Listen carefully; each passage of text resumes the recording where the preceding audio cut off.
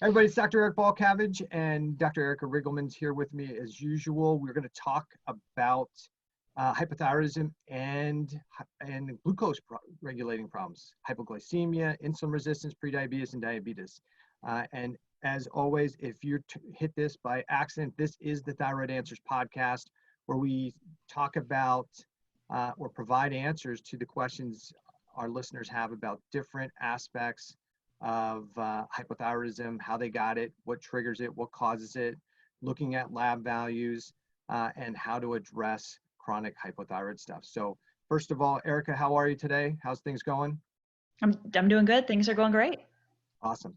So this is about time. We're having another podcast, just you and I, so we can kind of talk about just a topic that I think a lot of people have some confusion on, and that is blood sugar related problems and hypothyroidism, whether there is a connection between somebody having a hypothyroid condition, whether it's cellular hypothyroidism or glandular hypothyroidism, and blood sugar problems. In your opinion and in your practice, do you see that there's a correlation between those who have hypothyroidism and those that have some type of blood sugar regulation problem? I definitely do.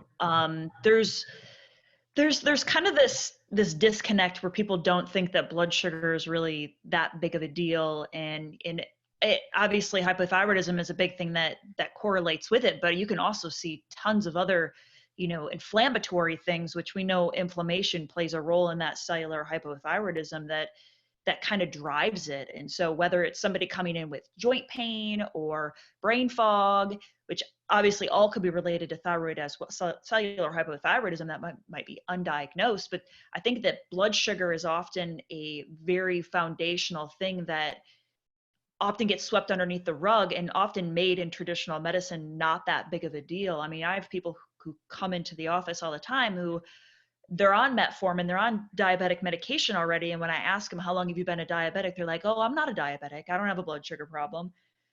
And you say, well, you're on a medication. And they often say, oh, well, I take the medication so I don't have a blood sugar problem. And they don't, I think their doctors downplay it sometimes. And so they don't think it's a big deal, which it definitely is a big deal that needs to be addressed and can be addressed. That's the big thing, is it can be addressed.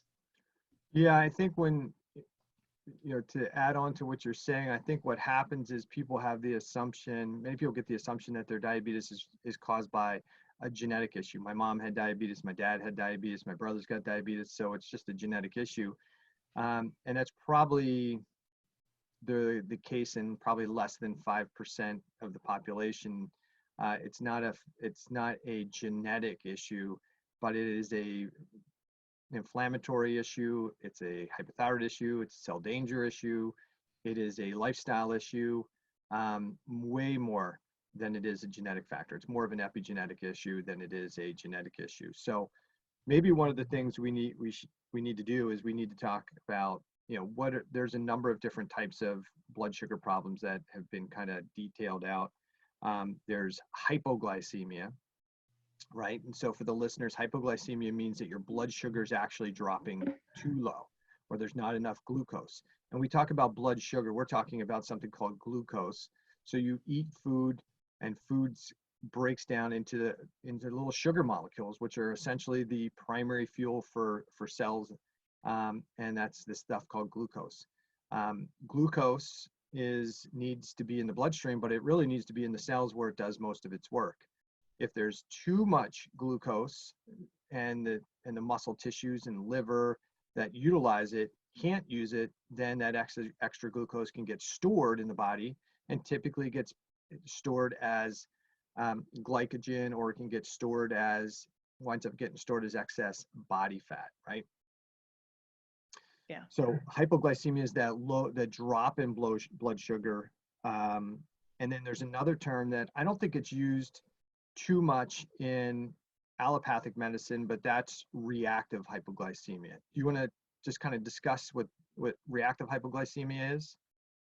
I mean, yeah, it's kind of the reaction that happens when, your body is trying to to regulate the blood sugar. I think that, there's many different ways that you can kind of look at it, but you often can see people's blood sugar spike up really, really high, and then the reactive side of it can drop down really, really low. And sometimes that can be even medication induced, where people, are used to taking a certain amount, and then they eat a lot or not enough, and that really causes their blood sugar to kind of bounce back and forth. And I think there's people think that that obviously high blood sugar people know is a bad problem, but I don't think that people realize that that bouncing back and forth of their blood sugar can be just as damaging, if not sometimes even worse for their body, because our bodies want to stay at a normal level, and when you're going up and down, there really can be some negative side effects that happen from that.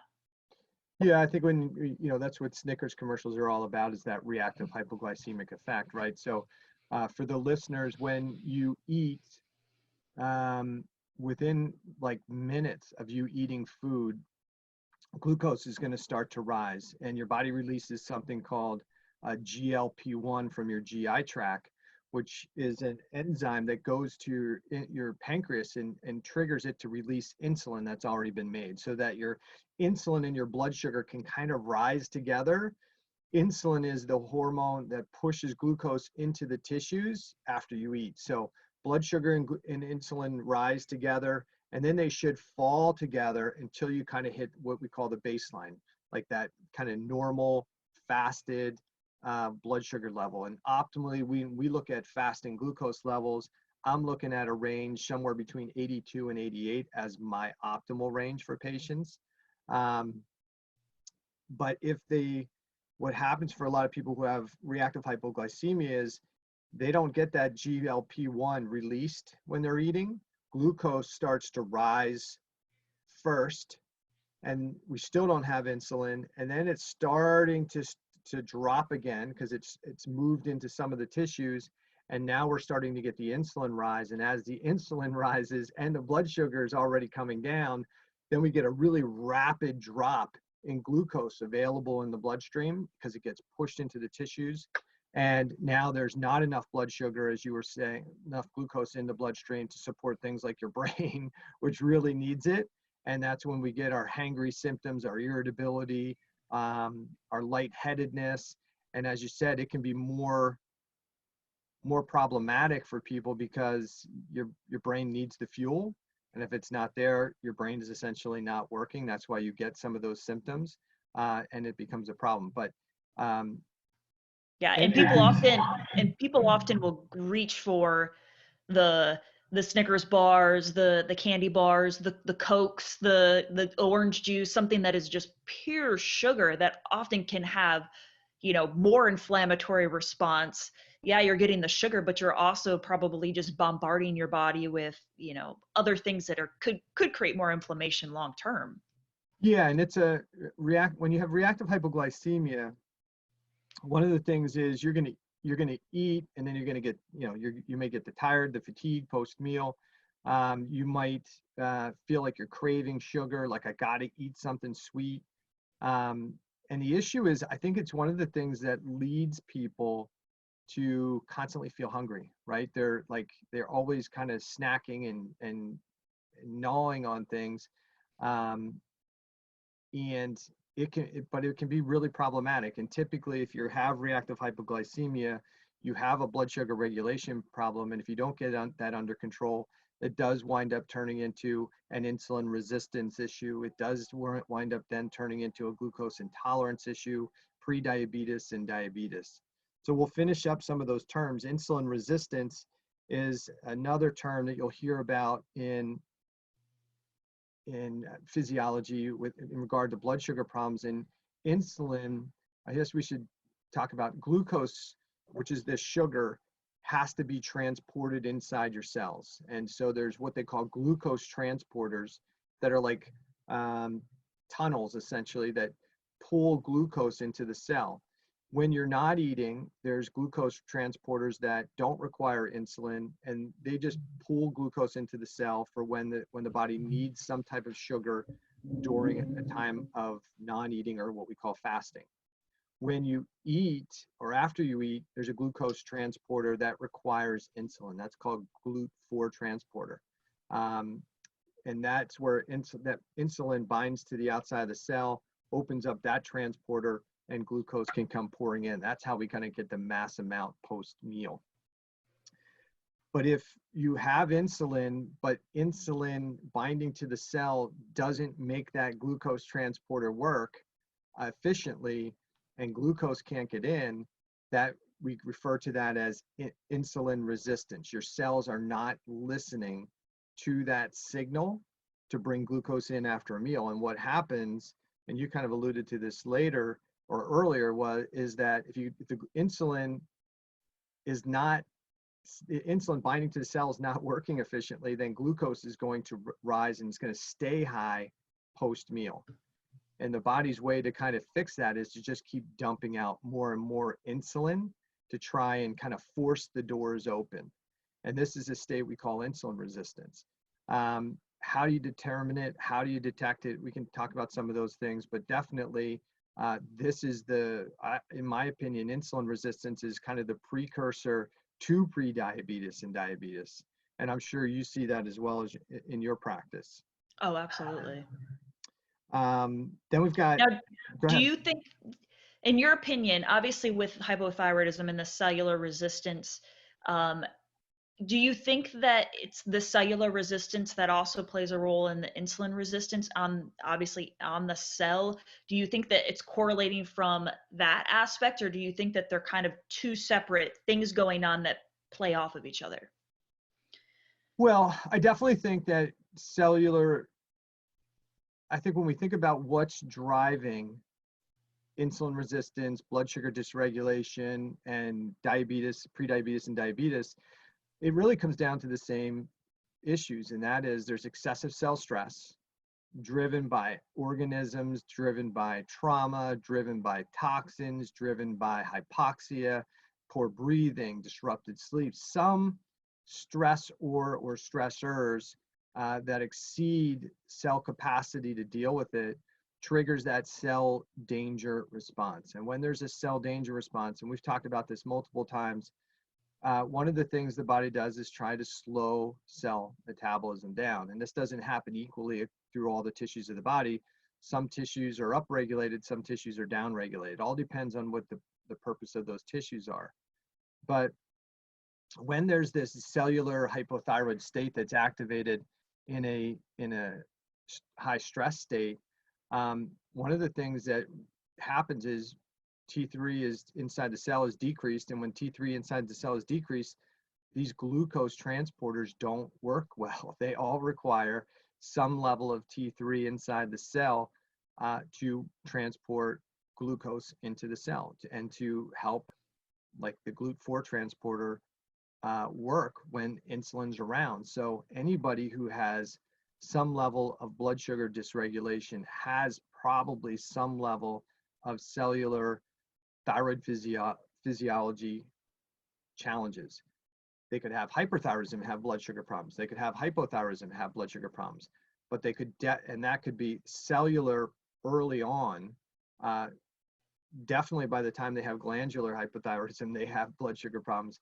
But definitely in the early phases, if it's just a cellular hypothyroid state, they're definitely going to have some level of problem transporting glucose into their cells, whether it's during a fasted time frame or whether it is during post meal. I definitely feel that the cellular hypothyroid mechanism is probably one of the primary mechanisms for why people eventually develop insulin resistance and prediabetes and diabetes. I think this is the prime reason why you'll see athletes or healthy people that have insulin resistance or have cellular hypothyroidism, but they're saying that they have I eat a perfect diet, I don't eat any sugar. I think it all comes down to that cellular component, that it's not always food related. And yeah, obviously food does play a role in it, there's no doubt about it, but again, it doesn't matter what you're eating if at the cellular level you're not being able to transport that glucose inside the cell. You're gonna have issues, blood sugar problems, that's then gonna cascade into other things. I think you even had a scenario at one point where you were having some insulin resistance and you were exercising, and you know, it baffles a lot of these athletes. Yeah, I mean, it's not unusual for somebody to, in like in my situation, I was, only sleeping about 4 hours a night because, I've had multiple broken noses. I don't breathe well through my nose, and so if you don't get, lack of sleep is a stressor. Poor breathing and mouth breathing is a stressor. I was training hard, and so that's a stressor. Plus the stress of running a business, having a family, coaching, all of those things were contributing to excessive self-stress. And you can say, well, you're eating healthy and you're exercising, isn't that good enough? Well, no, those are only two components of being healthy. And if you're pushing those, you may be doing really well with those two components, but if you disregard sleep and recovery, if you don't get good oxygen to your tissues, that can definitely create a problem. And it did in my case. And it was, I think, one of the things that really drove my Hashimoto's, which is, I had this excessive cell stress. I wasn't easing up. I was just pushing harder and harder, and I just wasn't getting enough recovery, and especially poor breathing and lack of sleep. I mean, those are just so huge for what can drive somebody to have a blood sugar problem. So it can happen to anybody. I think that's sometimes the real frustrating issue. I just started a gentleman last week who is, he's got this, developing the belly, right? He's eating healthy. He's working out. His doctor says he doesn't have a blood sugar problem because his fasting blood sugar's, 98, 99. But he can't lose weight and he's got this belly. Well, he doesn't have diabetes yet, but he clearly has a blood sugar problem if he's storing all that belly fat. And he's frustrated because he can't figure out why he's not losing weight. Well, if you look at his lab values, his doctor's looking at fasting blood sugar only, and assuming that a fasted blood sugar, 99, 98 is still within the lab reference range, which it is. And typically, when somebody's looking at blood sugar for whether somebody's diabetic, they're waiting until it's 126, 126 and above, maybe 128. At that point, they're saying, oh, there's a really good likelihood that the person's got diabetes. But those of us in functional medicine don't want to wait until somebody's a full-on diabetic to do something. The patients who are gaining weight really don't want to wait until they're a diabetic to do something either. They're looking for help. The problem is sometimes how doctors assess and look at blood sugar problems. There's some research that shows that if somebody's got a fasting blood sugar between 89 and I'm going to say 94, they're at a 49% greater risk of developing diabetes. And if their fasting blood sugar is between 95 and 99, they have a 239% increased risk of developing diabetes. And you think about that and you say, yeah, but not under 99 is normal. Well, no, under 99 is what 95% of the population is. We're trying to keep the population base under, but that's not optimal. That's not necessarily healthy if your risks go up that dramatically of developing diabetes. If you're underneath the reference range, right, but above the optimal range, you still have a really high risk of developing diabetes, which is just a devastating disorder. Oh, it totally is. And again, it's downplayed on the things that diabetes leads to is just astonishing. I mean, just take, for example, the COVID-19. One of the biggest risk factors was a person that was diabetic because it puts you that much more at risk. I see people coming in with cardiovascular disease and they've had strokes, and people come in and they're in stage 2 or 3 kidney disease, all caused because of their diabetes, and they may not even know that they're there, let alone all the joint problems that you can have. I mean, I always give this analogy to my patients. If you have high blood sugar, that's like sandpaper running through your blood vessels. Not only is it going to cause cardiovascular issues, but think about if you took your hands and you put it into sugar water, and then you took them out and you let them sit there for a while and rubbed your hands together. It'd be really sticky. That blood sugar can deposit in all sorts of places and it cause your joints to become sticky. One of the biggest correlations with people who are diabetic is they usually develop shoulder issues. And those shoulder issues, they could get, whether it's frozen shoulder or adhesive capsulitis, because that, again, you're leading to all that stuff being deposited into joints because it doesn't have anywhere to go. And at this point, it leads to so many things. And I think there's just, it's downplayed so much that just take this pill, you're fine. They don't realize all the things that diabetes leads to. It's just, it's sad sometimes. Well, and I don't think we do a good job, obviously, of letting people know or understand when a blood sugar is starting, right? So a lot of people are maybe under the misunderstanding that I don't have a blood sugar problem unless my hemoglobin A1C is elevated above 5.6, I'm pre-diabetic, and at that point I just have to watch things, right? Or my fasting blood sugar is over 100. But as we just discussed, a fasting blood sugar over 88 is a problem, right? So your doctor's looking at it as long as it's less than 99 or 100, you're all right. You're fine, you're healthy. And the reality is you're not healthy. If your fasting blood sugar is consistently over 88, you're already starting to have problems regulating blood sugar. And this is the beginning of the problem. And so I just don't think we do a good job helping people understand it. I think you're right.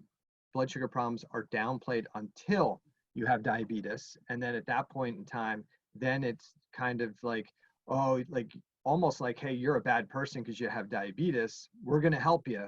We're going to give you a medication. We're going to help you. But really what we've done is we haven't given that person the right tools and the right understanding of how to understand if they have a blood sugar problem early on so they can address it. And if you've been flooded with TV commercials about sugar-laden cereal and pastas and breads and told you need to eat these things on a regular basis, you need to eat every 2 to 3 hours, you need to have lots of carbohydrates in your body, especially processed carbohydrates. And then, if that's how you grew up and that's what you learned and you're not into, chemistry and physiology like we are, then you may assume you're doing the right things. You're following the wisdom of the day. Unfortunately, that wisdom of the day led us to where we are today, with almost 50% of the U.S. population having pre-diabetes or diabetes. I mean, we're in a sorry state.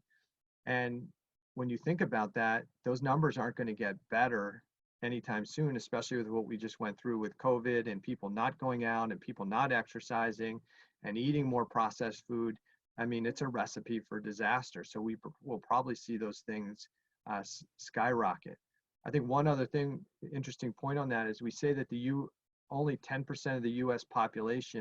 adult population has a thyroid problem. Well, if you need thyroid hormone inside your cells in optimal levels to regulate glucose, how is it that we can have only 10% of the population have a thyroid problem and yet 50% of the population is diabetic or pre-diabetic? That kind of skews those numbers when you understand that you need sufficient levels of T3 inside your cells to help regulate glucose, regulate insulin. And so it really makes you take a step back and say, man, maybe this thyroid problem is way bigger than we thought it was. And I guess the stats are only based upon what gets tested. There's a lot of people, unless they go to their doctor complaining of specific thyroid, symptoms, they're not going to get tested. Like, that's just usually not a run test, or they're running TSH, and that could be normal. Right. And for the listeners, if you were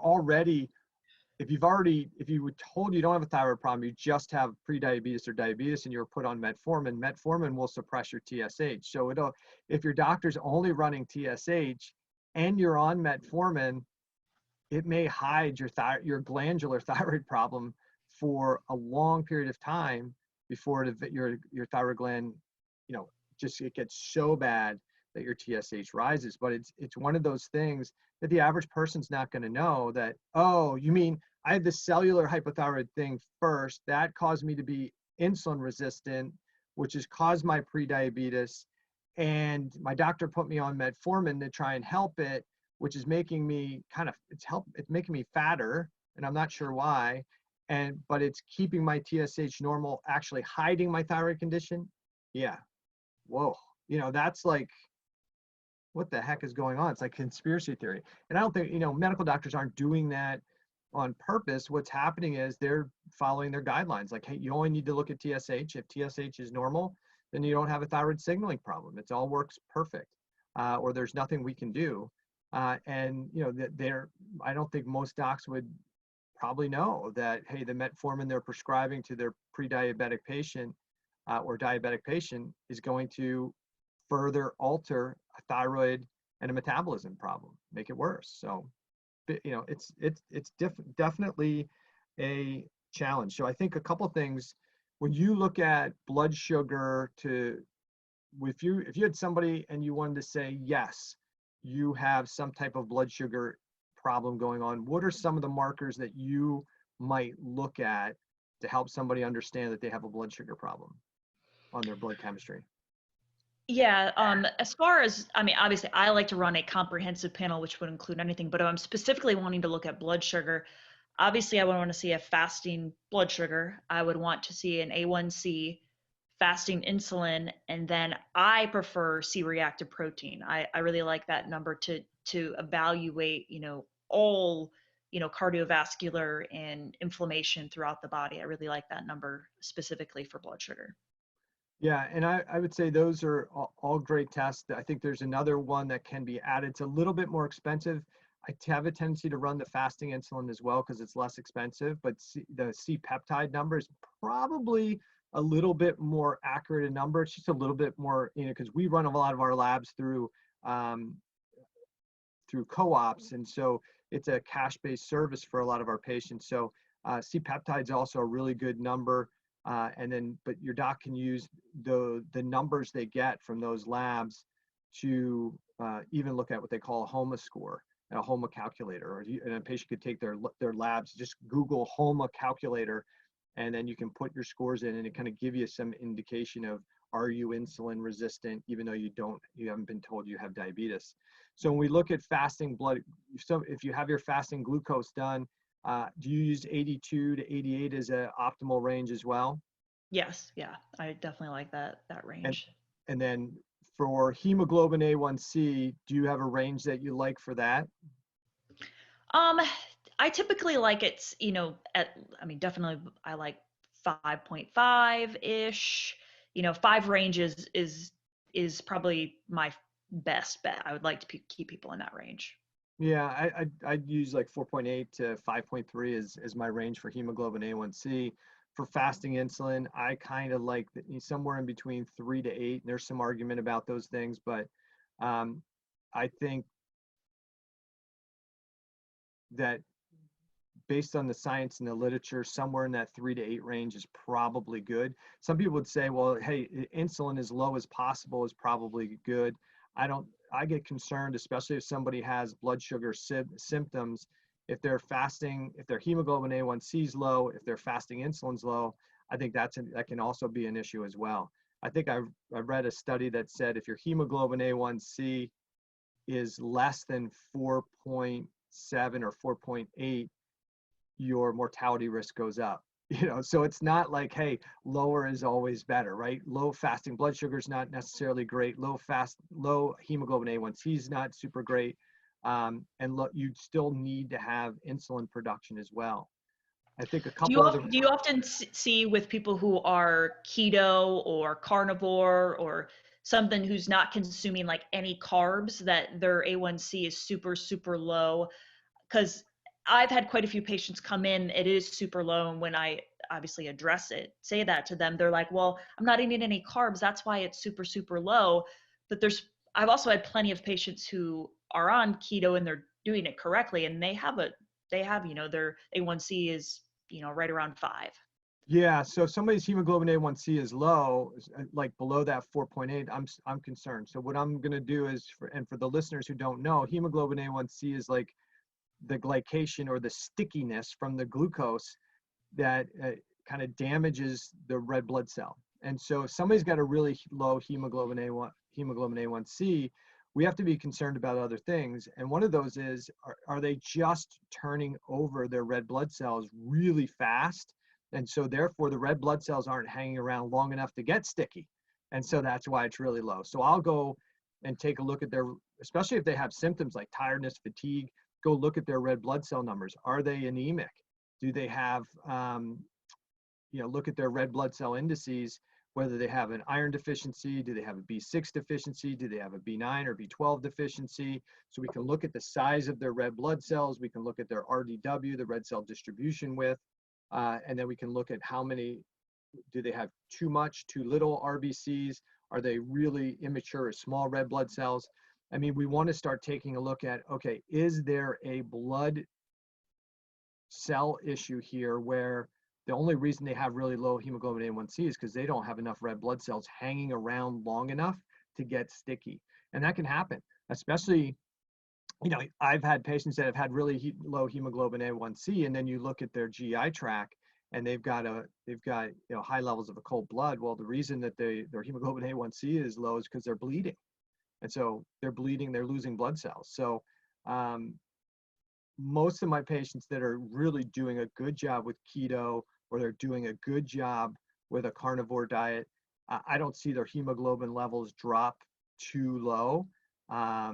I see it come right kind of back into that 4.8 to 5.3 range, and that's where we want it. And we have Dr. Jeff Martinez on the show, and that was a great example of how dietary change and lifestyle factors, and looking, addressing gut physiology and getting off some of the, standard recommendation of how to eat can dramatically improve blood sugar issues and cellular hypothyroidism. I mean, he went from diabetic, treated diabetic, poorly managed, to non-diabetic, non-diabetic, body weight back to where he was as a, high school wrestler. So it can make a dramatic change, dramatic difference.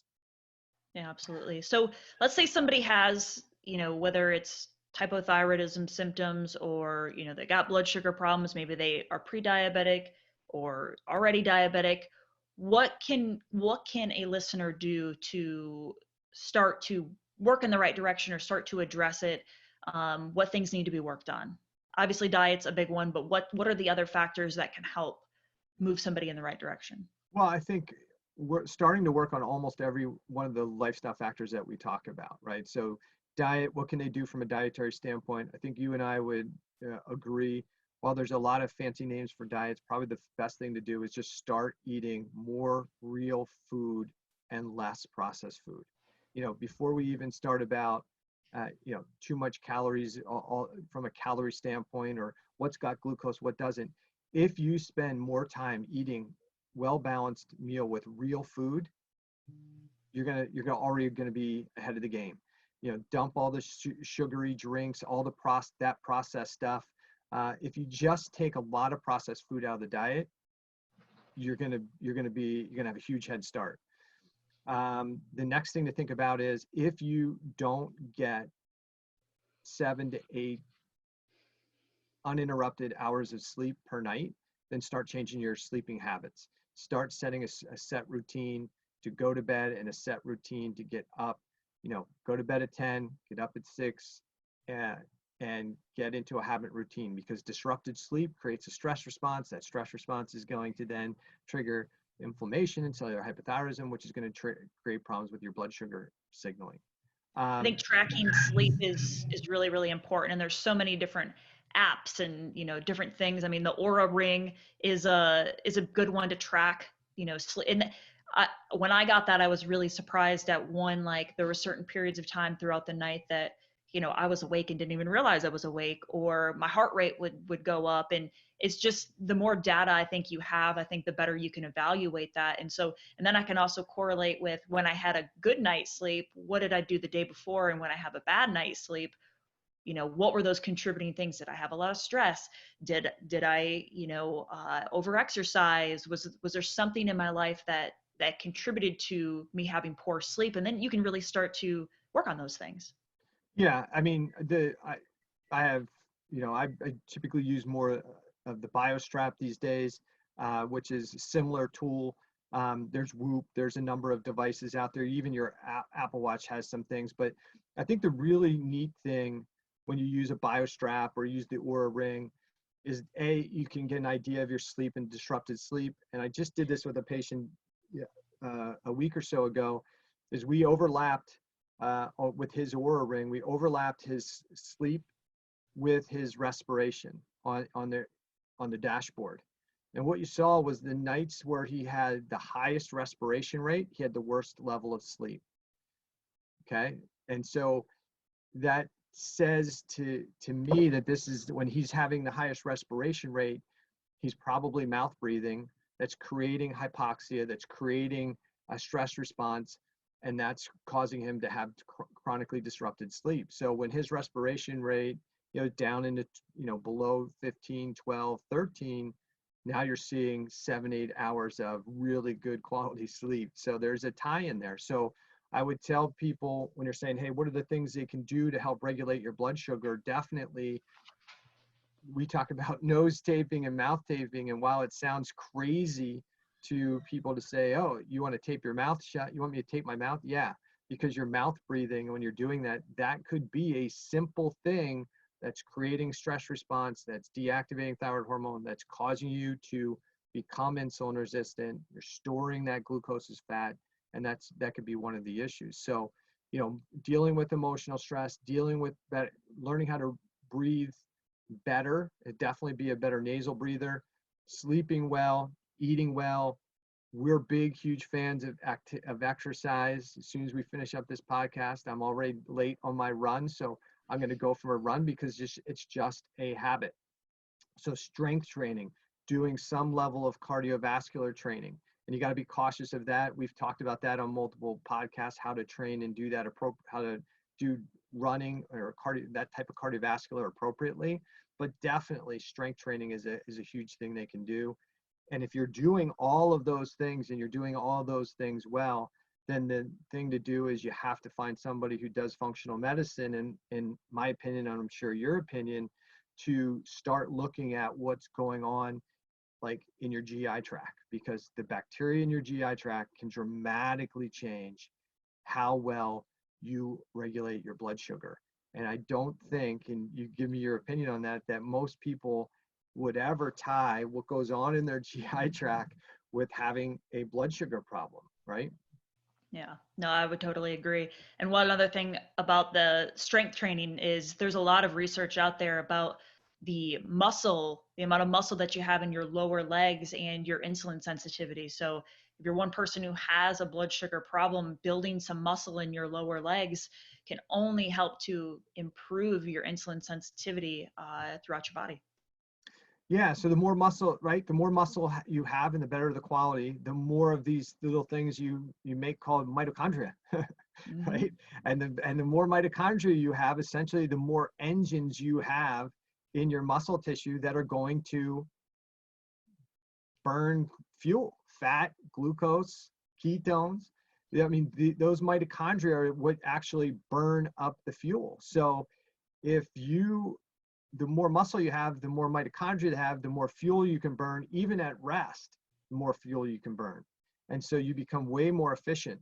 So the less muscle mass you have, the less mitochondria you have, the less fuel you burn, even at rest. And so, man, there's a huge advantage to having more muscle, having more muscle density. Now, you don't have to be like some Adonis bodybuilder to have better blood sugar signaling. And matter of fact, I'm not sure if that's necessarily in the best benefit of most people, but all you have to do is have some muscle mass, have some muscle strength, be relatively fit. You could be lean, have good muscle mass, good muscle tone, or you could be a bigger person, but have more muscle mass and then still be able to regulate glucose with more efficiency. And for the listeners who don't know, what do you need to make those mitochondria really work well?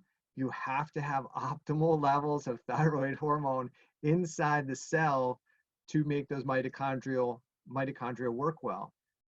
We were just talking about what are the things that an individual could work on without a physician: diet, sleep, exercise, mindset, habits. Those are all important because when you have that excessive cell stress, you're deactivating thyroid hormone. And one of the things that a cell under stress or under danger does is it shrinks the amount of mitochondria it has. So you're actually, the longer you're in a stress response, the more you shrink up your mitochondria, and essentially you're driving that insulin resistance issue, right? So there's so much stuff you can do, but I think the first thing to do is to be aware that, hey, if somebody's gaining body fat, if they're having symptoms like they eat their dinner and they fall asleep, or they eat dinner and then they have to grab some sugar or have a piece of chocolate, or they feel like they need to eat every 2 to 3 hours, like I constantly have to nibble through the day, you're probably already, it doesn't matter to me, it doesn't matter what your insulin says, it doesn't matter what your fasting glucose is or your hemoglobin A1C. If you're already starting to have those symptoms and you're starting to, and you're definitely starting to put on a little bit of belly fat, you're already starting to have some blood sugar problems. Yeah, absolutely. And most people, they already identify themselves when they come in, oh, I have to have my, my piece of chocolate before I go to bed, or I have to have, something right before I go to bed, or after a meal, I have to have this, or, that's in my genes. Everybody in my family does that. And those people usually know already if they're in that category, that they have to have that just to get them by. Yeah, and I think, somebody's going to probably say, well, what about cortisol? We've done a number of podcasts on cortisol, and we can talk about that. But I mean, you have 4 hormones that are designed to raise your glucose. You only have one hormone, insulin, that's designed to control it and bring it back down. So your body will figure out ways to make glucose to get it to rise in the bloodstream. The issue is, if you're not listening to insulin, it's not going to get into the cells efficiently. It will kind of go into fat a little bit longer or circulate, but it's really important. Another key symptom, if you're still saying, hey, I don't think I have a blood sugar problem, if you're waking up probably 2-3 o'clock in the morning, you probably have a blood sugar problem, because your body is not regulating your glucose well, and you're probably not getting good cortisol signaling.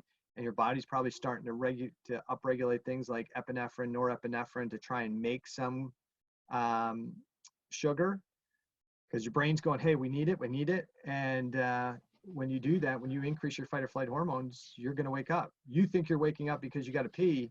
The reality is you're probably waking up secondary to some inflammatory mechanism and secondary to some type of blood sugar problem. So definitely really, really important thing. And as Erica said, is it fixable for the vast majority of people, if you do the right things and some of the things we talked about on this podcast, you can absolutely improve your diabetes, type 2 diabetes, your pre-diabetic condition, your insulin resistant condition, your glucose intolerance. You can improve and lose belly fat. You can improve those hypoglycemic symptoms. You just have to have somebody help you understand what's causing it and put some steps into action to reverse the things that are creating it. Yeah, absolutely. And starting with those foundational things that we just talked about, you don't even have to, the first step should be working on those. And then if you don't feel like you're getting where you need to be, that's where you want to seek out a professional. A lot of this stuff can be done for very, very cheap. You don't have to, have a lot of equipment and tools. It's just putting your mindset to it and actually doing it. Yeah. And the good news is, and I'll segue into this as we close out the podcast, the good news is Thyroid Debacle is going to be coming out. Now we've pushed that back to December date. So we're going to release that just in time for Thyroid Awareness Month in January. But Thyroid Debacle is going to be coming out. That's the book Kelly Halderman and I did on the problems we have with thyroid physiology. And in part 3 of that book, I mean, that's all part 3 is talking about what you can do before seeking, a functional medicine provider to start trying to reduce the stressors that are causing cell danger, that are causing cellular inflammation, that are causing cellular hypothyroidism, that are causing insulin resistance and blood sugar problems, and that are triggering things like Hashimoto's and glandular hypothyroidism. We talk about all of those. So it's essentially a guidebook in part 3 of, okay, what do I do and how do I do it? So I'm glad you segued me right into that. That's good. So if anybody's wants to or is interested in reading Thyroid Debacle, definitely it's a pre-order Amazon or wherever you order books. You can go to my website, rejuvegencenter.com, and we have a website that's either up or it's in process called thyroiddebacle.com, where they can go and get on the subscriber list and keep up with content. But definitely that'll be a great tool. Absolutely. So we'll wrap this podcast up. I think we've beat that up enough. Do you have any final concluders? No, I mean, I think it's just if you have those symptoms, listen to the podcast, start initiating the stuff. Don't be afraid to, it's self-awareness and realizing that blood sugar is a problem. Don't let somebody tell you that it's not, because it is. You want to, because obviously we talked about all the bad stuff that can happen if you get to diabetes, and it's a lot of people don't realize that it is preventable and reversible. You just have to put in the work. So if you're having those symptoms, now's the time to do something. Start with the free stuff and then work with a practitioner if you need to. Awesome. So if you need to talk to Dr. Eric or myself, you can find us both on Instagram. You can find us both at our websites. Your contact information, Erica, where's the best place for them to reach you? brainandbodyhealthcenter.com is our website, as well as Facebook and Instagram. Right. And I'll put our contact information as part of the kind of the show notes. We don't have like an official show note, but I put it as part of the underneath the videos. And if you're enjoying the podcast, please share it with your friends, family, and go to iTunes or whatever that it's called now. And I think there's a star system there, and rate us. Give us that whatever rating you think we deserve. I think it should be towards that like 5-star type area, but we're open to whatever. And if there's some topic that you want us to discuss and talk about, I know I just got an Instagram message about talking about leptin and thyroid signaling. So that may be something we talk about again somewhere down the road. But for today, we'll sign off. Erica, enjoy your day, enjoy your weekend, and we'll chat soon, okay? See ya.